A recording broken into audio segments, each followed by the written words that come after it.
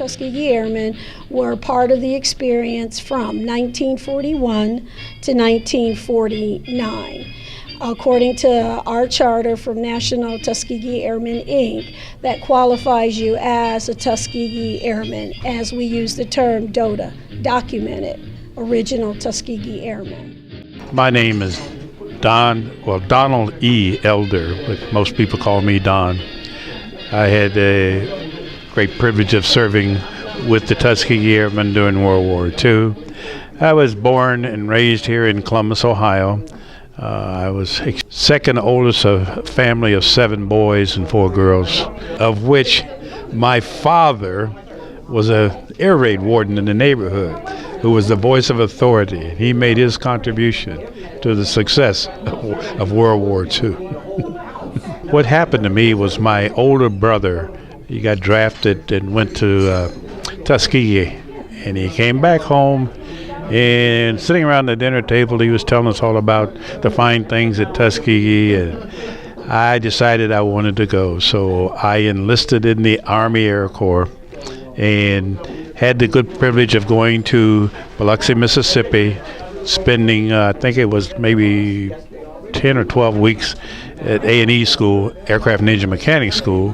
And based on my performance there, I got sent to Chanute Field to train for as a P47 specialist, and that's where all of the Tuskegee Airmen ground crew were trained for maintenance and whatever. And I had the privilege at from that point of getting assigned to the 99th Fighter Squadron. Some of the highlights of my career was the fact that I had the privilege of being crew chief on P47 number 600, of which Lieutenant Daniel P. James flew. Now, keep in mind, he was just a little old first lieutenant at that time. So we used to have a good time at Lockburn. I happened to get stationed at Lockburn. Even though I was born and raised in Columbus, I got stationed at Lockburn. I did not go overseas, but I did spend time with Operations Combine for combat readiness training at Eglin Field in Myrtle Beach, South Carolina. Well, it was certainly not what I would call a heroic welcome.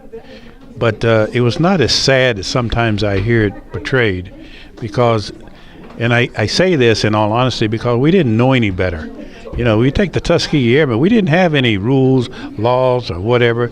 We knew that we served our country from a segregated point of view. We weren't wanted, but we knew that we were serving, and we served, I guess I always say, from the head and from the heart. We did what we thought was right.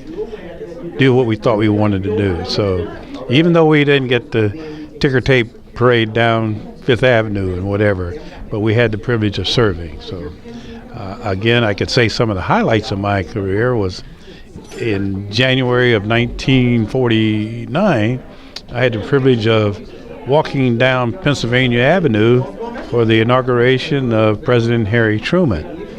So I think of some of the accomplishments we made during that time afforded me the opportunity in January of 2009 of being a guest of the president in Pennsylvania Avenue. I got a chance to sit in the guest seat. So again, that's a part of the contribution that I think we made to our country. Again, I'm one of the ones who was in Washington in March of 2007 to receive the Congressional Gold Medal from then President Bush.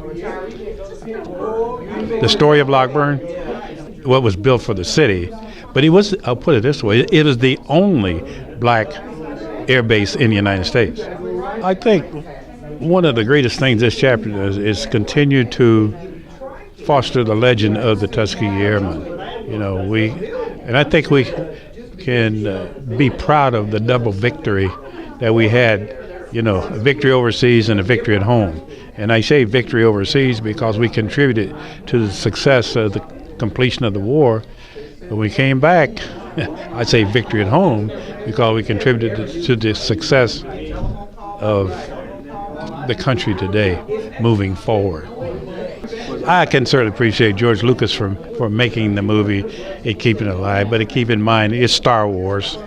You know, he's got to have his sound effects and And I certainly am grateful to him for making it. I think it was about 80% correct. Again, it was Hollywood. But as I try to tell the young people, if you really want to learn about it, you need to get in the history books. I'm not in history books, but you need to get on the internet and look at some of the names, such as Benjamin O. Davis Jr. We need to continue to foster the names of what they did, the individual.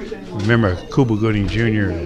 was not a Tuskegee Airman. So I just like to say that think of some of the names of some of the pilots, like Daniel P. James, how he rose from a first lieutenant to become commander of the entire North American Air Defense Command.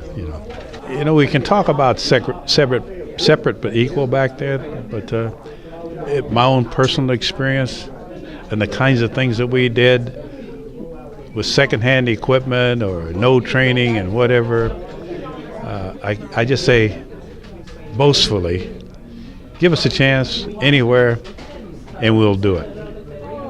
And I think it's been proven. If you think about what's happened in the athletic world, you think about what's happening in the political world and whatever, all of that is all, I guess you say it's the results of the contribution of those of us who served World War II at that time. We drink to those who gave their all of old, then down we roar to score the rainbow's